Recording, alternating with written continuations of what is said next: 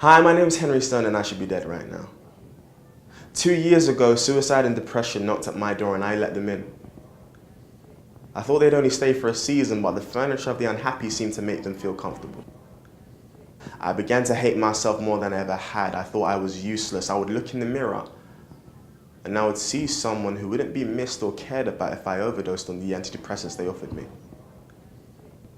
I would stand alone in my room and cry for no reason. I had to retake a year of university twice because I would always break down at the end of it. I can't remember every moment, but there were way too many that were filled with self-loathing. But what I do remember is the lack of support. From friends who didn't necessarily understand my condition, who couldn't or sometimes wouldn't understand why I didn't want to socialize all the time or go out or make new friends, why I always seemed to be on breaking point. I think there comes a time where everyone thinks they're the underdog, that everything's going against them. Whether we're battling off in this mythical gladiator pit we call the workplace, or trying to get through the jungle we call school, or just navigating through the labyrinth we call life. I was thrown in the deep end, but God equipped me with one weapon: creativity. I'm a poet, journalist, and a speaker, and I have been for a while. And it's due to the poetry that I was able to share my story. It's due to the poetry that I've been able to paint my moods and write down my anger as an outlet. The poetry has allowed me to travel across the entire country. There is actually someone out there who will pay you to stand on a stage and complain for 15 minutes. It was because of the poetry that I was able to turn my pain into purpose, my sorrow into strength, and my anguish into art. Now, some of you are thinking, but Henry, that's good for you. It's good for you that you found a way to channel your anger. But I wasn't really creative in school or anything like that, so what about us mere mortals? Well, I'm here to tell you that's absolute nonsense. I'm not special because everyone is special. My point is that there are so many things that you are good at that other people might not excel at. Creativity manifests itself in so many different ways. Some of you are good at listening to people, others are good at maths and equations. My point is everyone is good at something. I'm just like you. I know what it's like to be forgotten by people you cared about. I know what it's like to be given short shrift by people you would have laid in traffic for or fought wars to protect.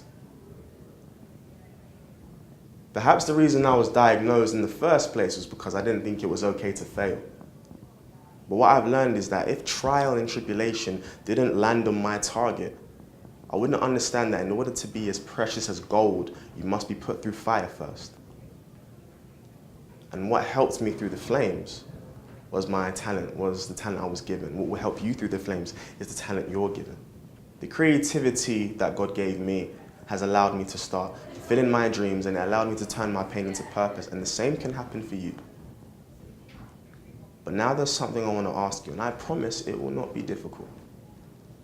What I want you to do is that when you have some time to yourself, I want you to list every terrible thing you've ever experienced.